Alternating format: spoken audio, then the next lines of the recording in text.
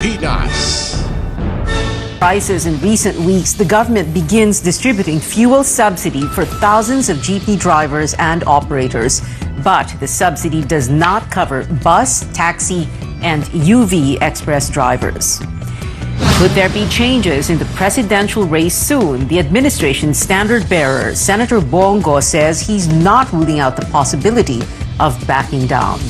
And human rights activist and staunch Duterte critic sets his eyes on the second highest post in the country. We'll get up close with former lawmaker Walden Bello live.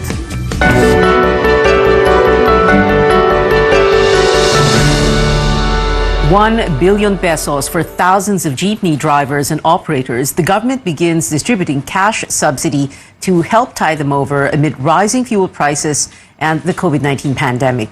Here's AC Nichols with that story. With fuel prices going up, jeepney drivers say they are barely making any profit. Transportation officials have eased restrictions to allow for more passengers, but it's not enough. Dati, okay. Ngayon, pinakamalaki, okay namang mga 400. Wala pa, di pa ba normal yung pasahero? Di pa man namin masapilitan na siksikan, papuno. The government has allotted ₱1 billion to provide fuel subsidy to around 136,000 jeepney franchise holders. Each beneficiary can receive over ₱7,000 per jeepney. Some jeepney drivers, however, say their operators take the money, like what happened when a cash grant was released in 2018. Hindi naman pantawid pasada tawag doon pantawid operator. Hindi naman binibigay sa amin yung mga card namin Over 70,000 beneficiaries supposedly received the cash grant through their land bank cash cards. As for the others, antayin niyo po yung abiso ho sa regional offices po natin kung kailan ho kayo pupunta sa designated land bank branch po ninyo. The financial aid is supposed to be used only for fuel expenses and only for the vehicle with a plate number indicated on the cash card. The LTFRB has partnered with oil companies where drivers can use the cash cards. Transport officials warn beneficiaries not to withdraw the cash or they would receive a show cause order. Yung iba dyan, kung i-withdraw nila sa mga ATM machines, we have a mechanism for that. We will be requesting Land Bank to provide us a copy of those na nagva-violate dun sa undertaking nila. Fuel price hikes also affect drivers of buses, taxis, and UV Express. However, they are not yet covered by the fuel subsidy program for now. Transportation officials say the train law specifically says that subsidies shall be given to jeepney drivers. They assure other PUV drivers that they are working on solutions to help them out too. AC Nichols, CNN Philippines. A lawmaker expects the House of Representatives to approve on final reading before December a bill suspending the fuel excise tax for 6 months. Quezon City Representative Jesus Bong Sunday says the House is bent on approving the measure even if pump prices have gone down in recent weeks. Earlier this month, the House Ways and Means Committee approved a substitute measure reducing excise taxes on diesel, kerosene, and liquefied petroleum gas to zero over a 6-month period. The bill also seeks to temporarily lower the excise tax on low-octane gasoline from 10 pesos to 4 pesos and 35 centavos. On the part of the House of Representatives, I am sure mapapasa namin yan before December.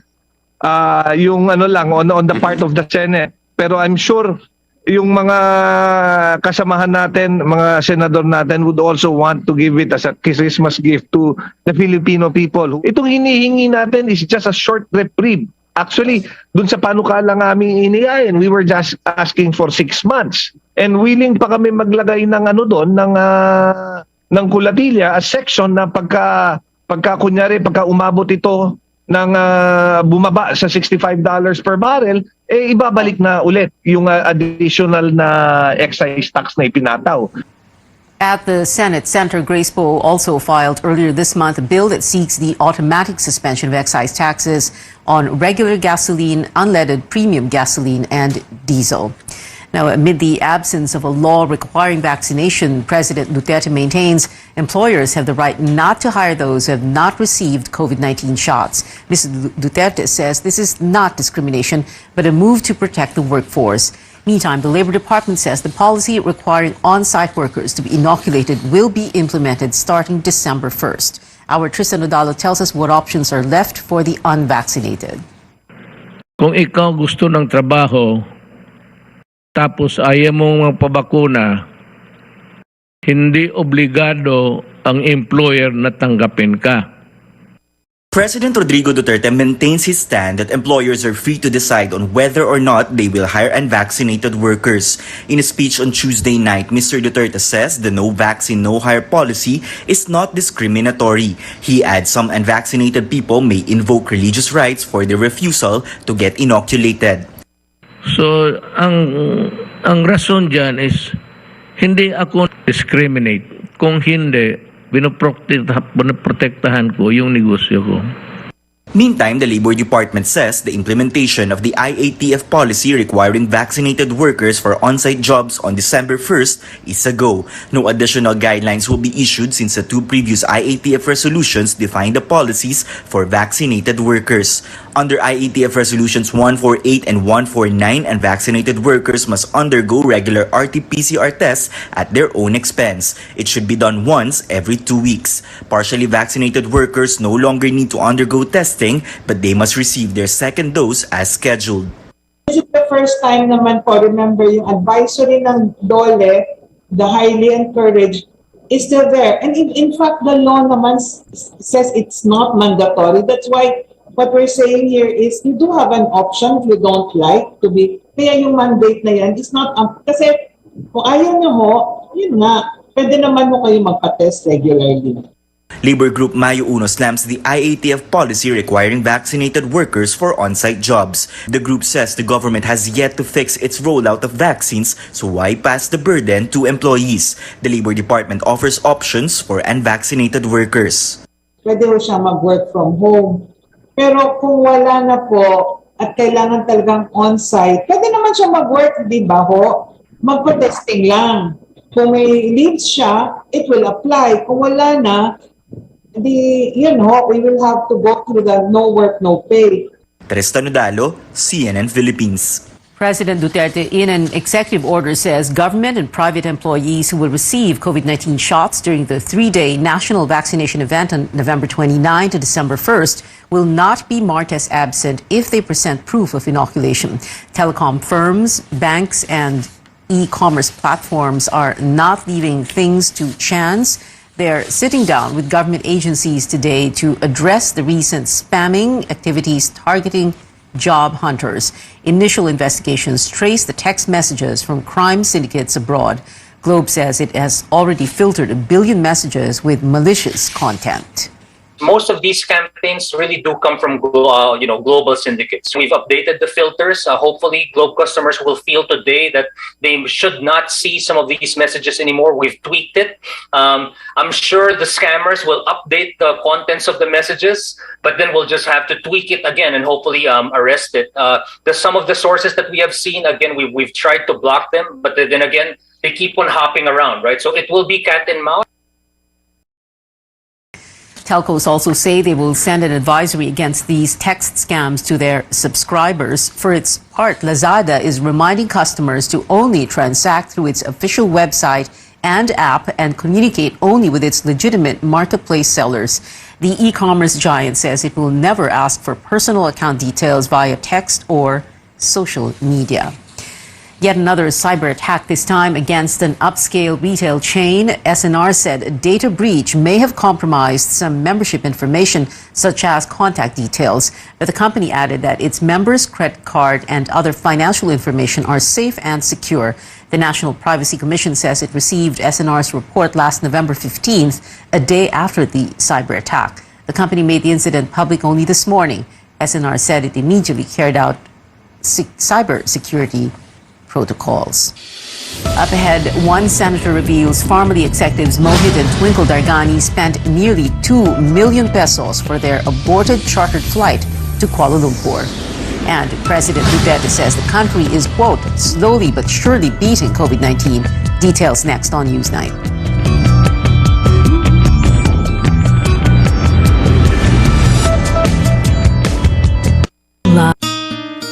O, anyari sa'yo? Ba't nakasimangot ka? Alam ko na. Masakit ang katawan mo, ano? Sa sobrang trabaho? O di kaya masakit ang ulo sa sobrang stress? Break ka muna. Hinga ng malalim at imasahe ang ulo mo gamit ang Herbalaya Liniment Oil. Ako rin ganun eh. Kaya pag mataas ang tensyon sa trabaho, mag-Herbalaya break ka muna. Herbalaya Liniment Oil. Amoy na kaaya-aya. Sa bawat pahid ay ginhawa ng bawat Pilipino. Para sa Step 1 registration, pumunta lang sa register.philsys.gov.ph para makapag-register sa PhilSys online. Ito ang PhilSys, ID natin to.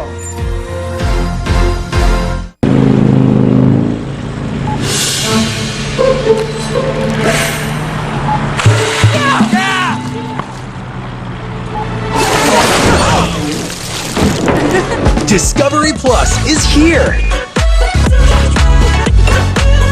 Welcome to your new home of larger-than-life entertainment and unforgettable characters. Subscribe now at 129 pesos per month.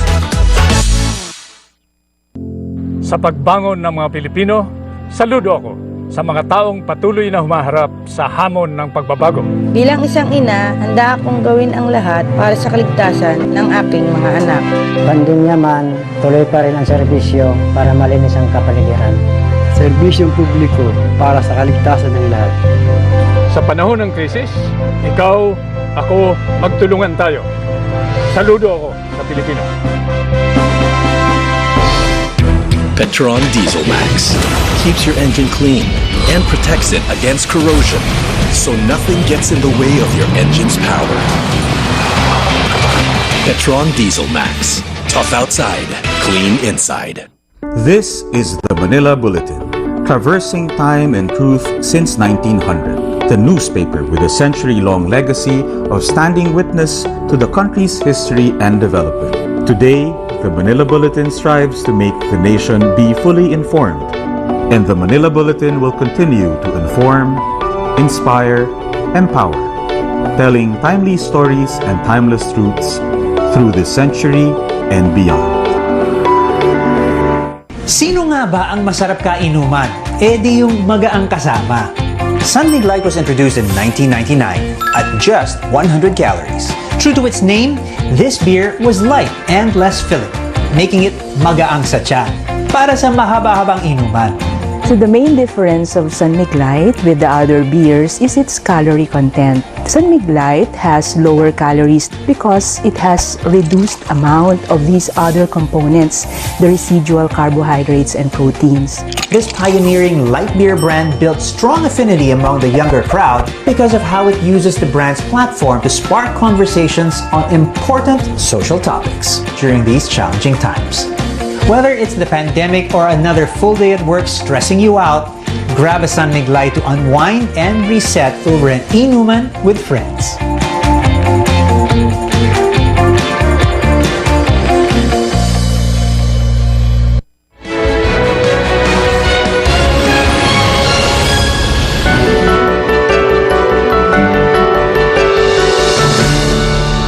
Welcome back to Newsnight. Senator Risa Ontiveros reveals the chartered flight that was supposed to take Farmly executives Mohit and Twinkle Dargani out of the country last week cost nearly 2 million pesos.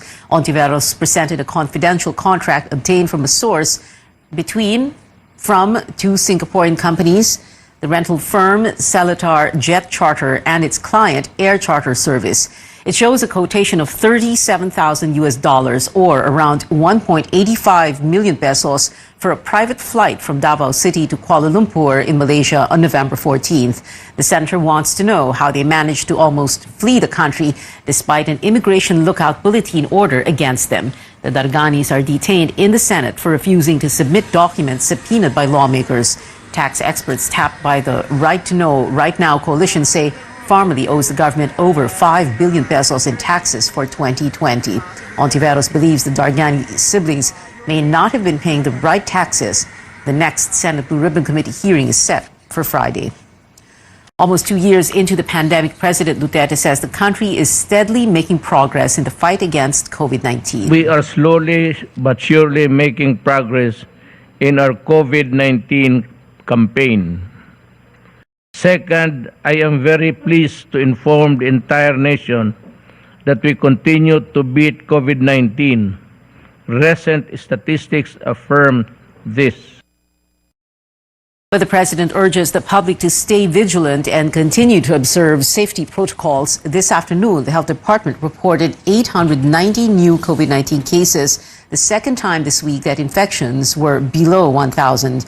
Total cases are now more than 2.8 million, with 2.76 million recoveries and over 47,600 deaths.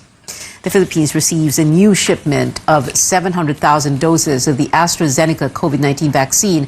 The shots, which were donated by Australia, arrived in the country this morning. The delivery is part of the 3.6 million vaccines that Australia is donating to the Philippines. Vaccine czar Carlito Galvez says the 700,000 jabs will be rolled out in the country's nationwide vaccination drive from November 29 to December 1st. Meanwhile, as the world rolls out vaccines and booster shots against COVID-19, AstraZeneca's CEO reminds everyone face masks are still important. I think it is important people don't give up the masks too quickly. So of course we can't spend our entire life with masks on, but we should get into the habit of wearing them where necessary and not elsewhere. But vaccinations are really the first line of defense. Amid a spike in COVID-19 cases in Germany, employees going to work will now be required to present proof of COVID-19 vaccination or negative test results, that or risk not getting paid. Under the country's new infection protection law, employers can legally stop paying workers who refuse to present their status, as well as bar them from entering the workplace. But companies must offer at least 2 free tests a week for their employees. They should also allow people to work from home as much as possible. This comes as the European nation doubles down on COVID-19 curbs and restrictions on the unvaccinated. The United States set to release millions of barrels of oil from national reserves in a bid to ease high gas prices. As CNN's Isabel Rosales tells us, other nations such as China and India are joining the effort.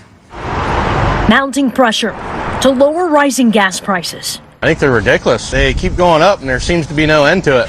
President Joe Biden now giving the okay to lift the lid on an emergency stockpile of oil. While our combined actions will not solve the problem of high gas prices overnight, it will make a difference. In the thick of the busy holiday travel season, the White House says the Department of Energy will release 50 million barrels of oil from the Strategic Petroleum Reserve. That's the amount that we think would be useful to help middle-class consumers get through this period of elevated prices. China, India, Japan, South Korea, and the United Kingdom will conduct a coordinated release along with the U.S. Americans paying on average $3.40 per gallon, according to AAA. It's aggravating the biggest inflation spike in decades. 750,000 people in Kentucky depend on natural gas or propane to heat their homes. This is between putting food on the table and staying warm. But it will take weeks before barrels hit the market. While the president was privately advised that tapping into the reserve wouldn't do much to alleviate the current problems, some lawmakers argue it's a start. I don't think it can hurt. The move may be largely symbolic, showing nations reluctant to ramp up oil production. The U.S. is serious about taking action. In Washington, Isabel Rosales. Still ahead on Newsnight, presidential aspirant Isko Moreno will submit himself to a drug test. But for fellow hopeful Lenny Robredo, tests should be conducted at random. And we get up close to the vice presidential aspirant who pledges to fight disinformation and protect media workers. Walton Bello joins us live when we return.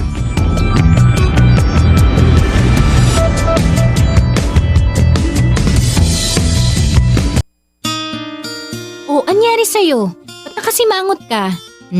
Alam ko na. Masakit ang katawan mo, ano? Sa sobrang trabaho? O di kaya masakit ang ulo sa sobrang stress? Break ka muna. Hinga ng malalim at imasahe ang ulo mo gamit ang Herbalaya Liniment Oil. Ako rin ganun eh. Kaya pag mataas ang tensyon sa trabaho, mag-Herbalaya break ka muna. Herbalaya Liniment Oil. Amoy na kaaya-aya. Sa bawat pahid ay ginhawa. And happy! Listo? Ganado sa Nutri-Chunks. Bawat patak, may sarap, may lakas, sulit. Red Horse Beer.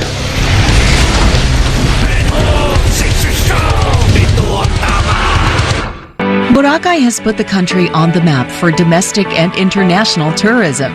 It is only fitting that the gateway to this paradise island is modern and state-of-the-art. SMC Infrastructure has taken the lead in overseeing the improvements of the Boracay Airport. Throughout the years, it carried several name changes, from Caticlan Airport to Godofredo P. Ramos Airport, but it lagged behind in upgrades until SMC Infrastructure stepped in. Now the current and long-term developments include the construction of an international airport passenger terminal. SMC Infrastructure also extended the existing runway to better serve bigger aircrafts. From 950 meters, it now stretches up to 2,100 meters long, keeping passengers happy and satisfied as they escape into the relaxing beaches and waters of Boracay.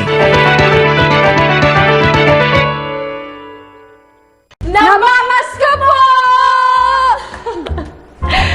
This Christmas, we may not be celebrating the way we used to because of the ongoing pandemic. But there is still a lot to be grateful for.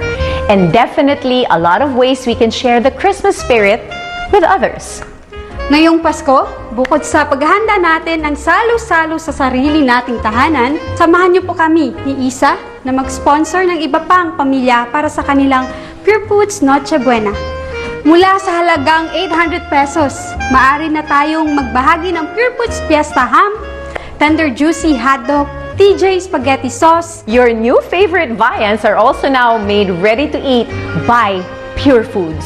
Crispy fried chicken, caldereta, kare-kare, and many more. Your Noche Buena can be ready in as little as 15 minutes. Wow! Bilis!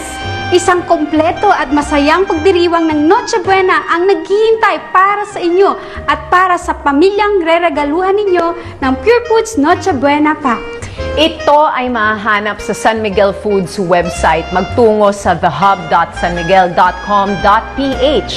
Let us continue the spirit of Christmas giving so more of us can celebrate the season. Sama-sama po tayong magdiwang ng Pasko! Buong Pasko sa Paskong Pure Foods!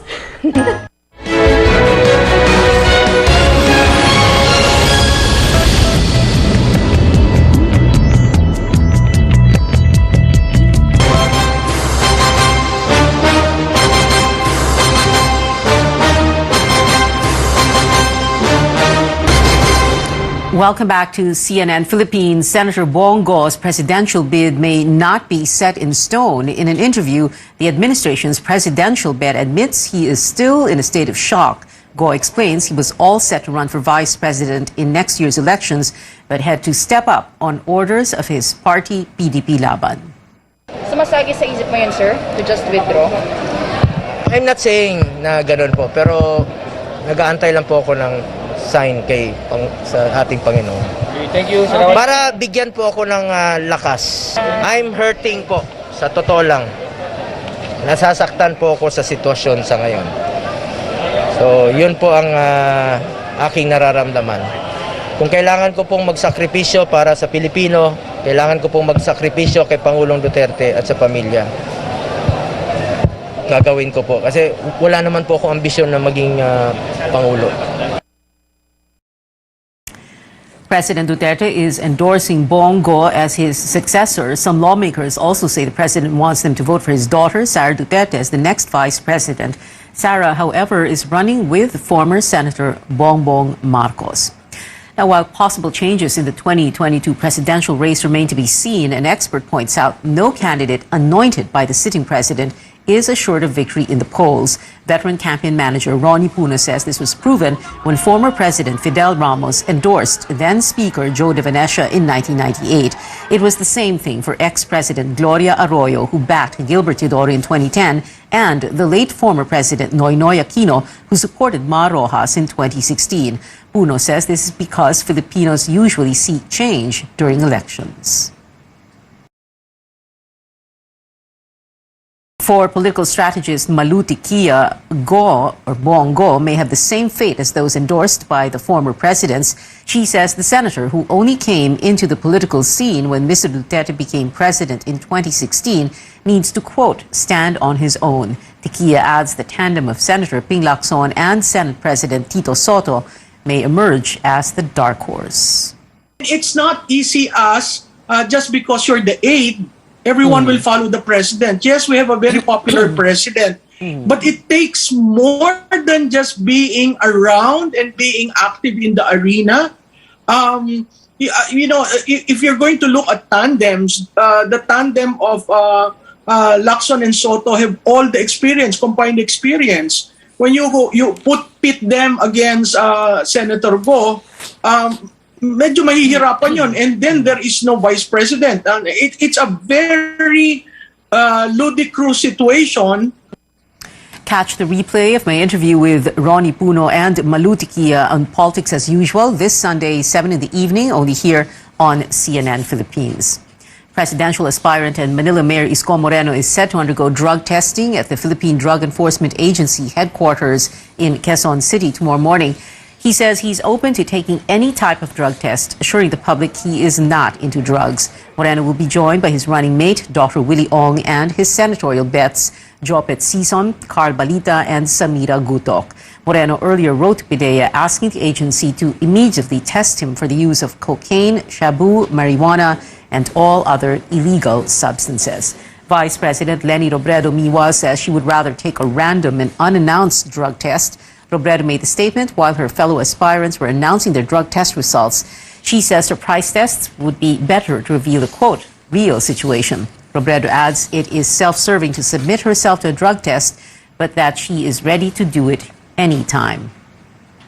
Calls for hopefuls to take drug tests stem from President Duterte's allegations that one of them is using cocaine. Among those who have publicized their drug test results were presidential aspirants Bongbong Marcos, Senators Manny Pacquiao and Ping Lacson, and Vice Presidential aspirant and Senate President Tito Soto.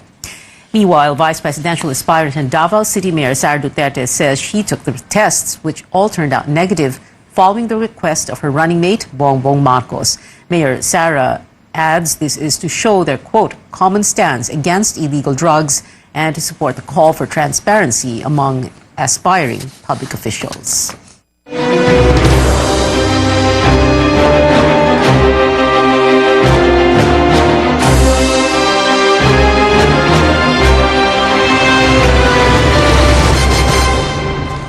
A former lawmaker and human rights activist vows to defend press freedom as he throws his hat into the 2022 race. On Twitter, vice presidential aspirant Walden Bello, the running mate of labor leader Leoty de Guzman, said they will implement measures to stop attacks against journalists if the tandem succeeds in their election bids.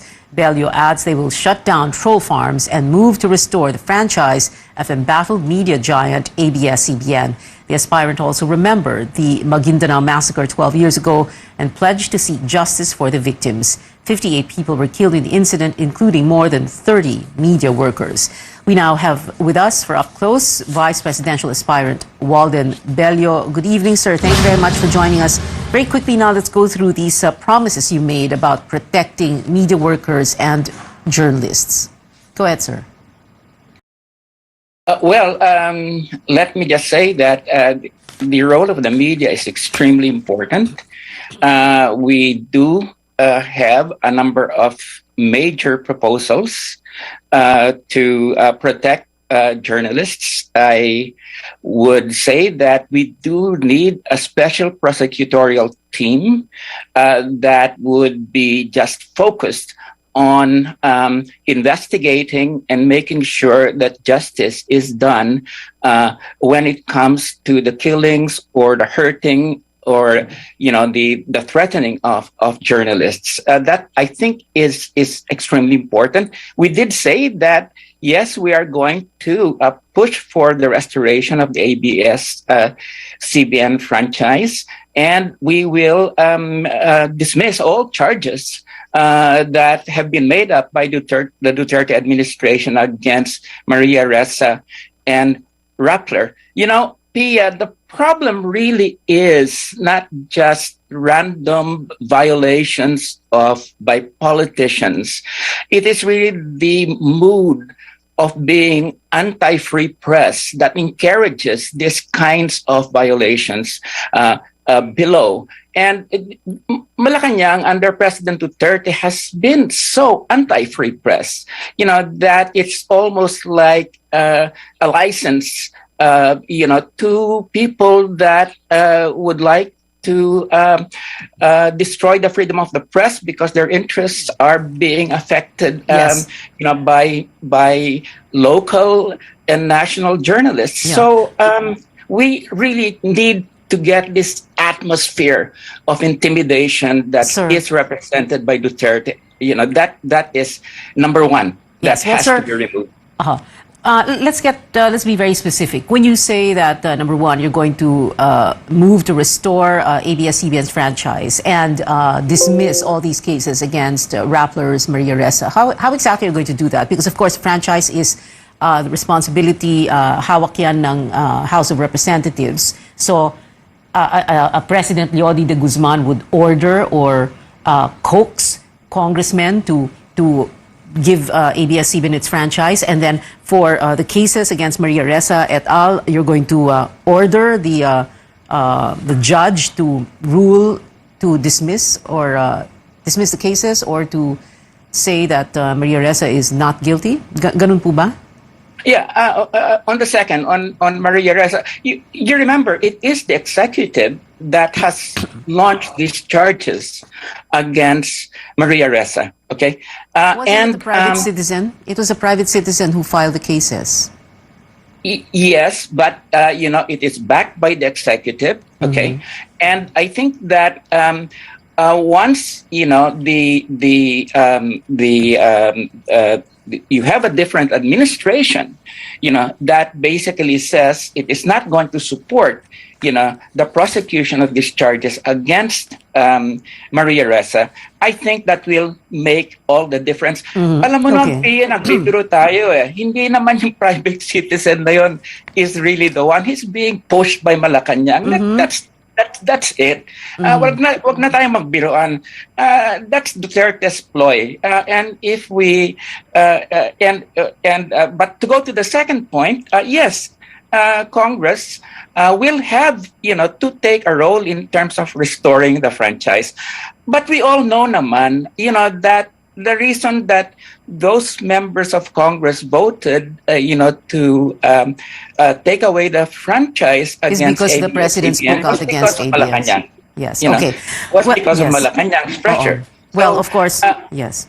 Well, sir, yes. Actually, this private citizen you referred to has already said before that he has done this on his own. Anyway, sir, we need to move on to another favorite topic of yours, Bongbong Marcos and the Marcos family. So, first, my question is, President Duterte has gone after Bongbong Marcos, saying he is a weak leader and a spoiled child. Syempre, top of mind for all of us kasi is that he's leading the survey. So that's why else would people be attacking him, right, sir? Kasi, diba, papansinin niyo ba siya kung mababa siya sa surveys?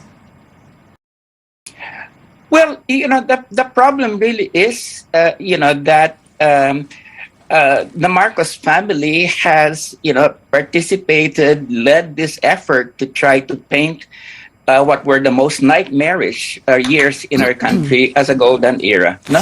And I think that's, the guy's not running on any platform. It's just on this image. And what we are going to do in this campaign is to expose the fact that he has feet of clay, he has no record, okay, and that all that is being presented is an image that is wrong, that in fact was not the case.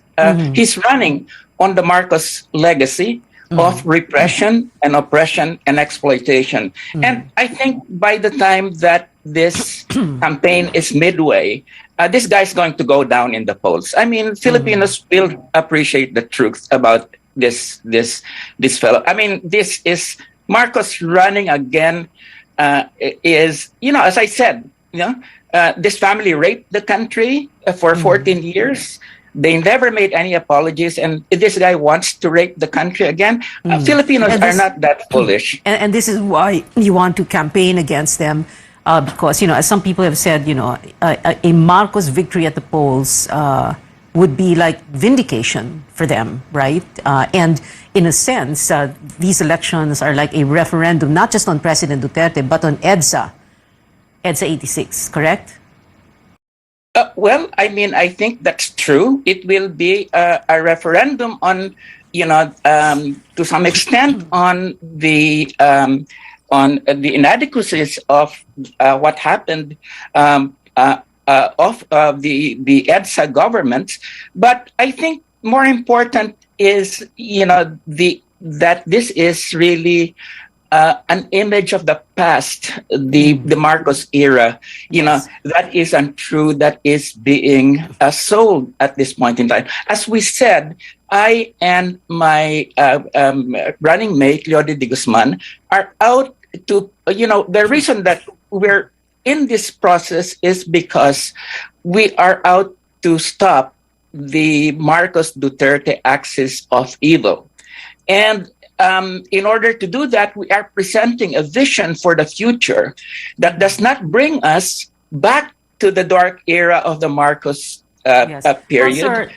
That goes away from the inadequacies of the EDSA period, and of course, away from the bloody reign of Duterte. We are presenting a program, very detailed program for the future, and that's what differentiates us from the other candidates. Well, part of this effort, like you say, to defeat this axis of evil, as you call it, is to exhume the body of Ferdinand Marcos from the libingan ng mga bayani where it is currently buried and return it to Batak. So are you saying that if you and Leody de Guzman were to win, the two of you would personally go to the libingan and oversee the exhumation of the remains and its return to Batak, Ilocos Norte? Yes, and we will charge the Marcos family for the expenses of the exhumation as well as, sending it to Batak. But as I said, if Madame Tussauds Wax Museum is interested in this waxen image of Marcos, then we'll sell it to the Madame Tussauds, and the money goes to the Philippine government. So as far as we're concerned, let's exhume that body, get it out, get it to Batak, or send it to Madame Tussauds in Hong Kong. Would they be interested? I would imagine so. Madame Tussauds would, they take all sorts of images, including waxen images. Just recently, Bongbong Marcos, through his lawyer, submitted drug test results to PIDEA and the NBI and the PNP. You believe them, of course. Do you?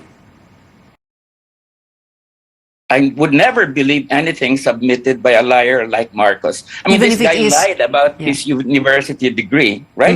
Even if it is supposedly a certification from a renowned hospital, St. Luke's, although we did try to get official word from them.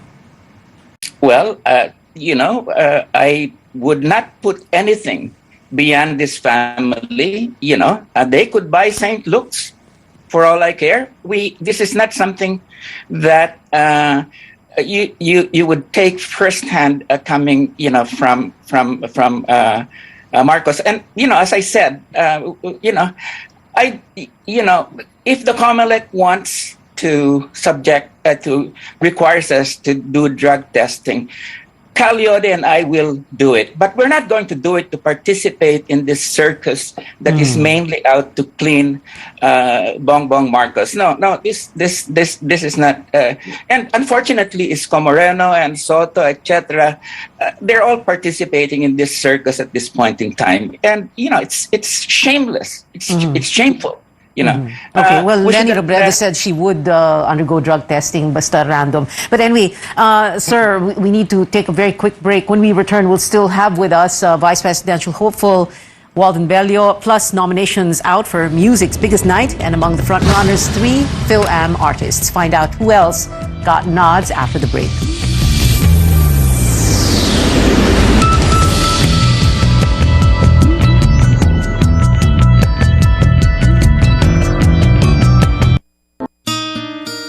Anyari sa'yo? Ba't nakasimangot ka? Alam ko na. Masakit ang katawan mo, ano? Sa sobrang trabaho? O di kaya masakit ang ulo sa sobrang stress? Break ka muna. Hinga ng malalim at imasahe ang ulo mo gamit ang Herbalaya Liniment Oil. Ako rin ganun eh. Kaya pag mataas ang tensyon sa trabaho, mag-Herbalaya break ka muna. Herbalaya Liniment Oil. Amoy na kaaya-aya. Sa bawat pahid ay ginhawa.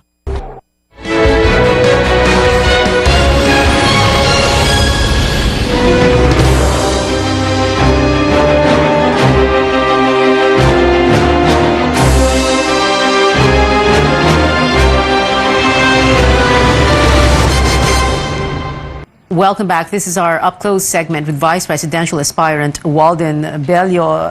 Sir, I think we've talked enough about Bongbong Marcos in the first segment of the show, but so let's move on.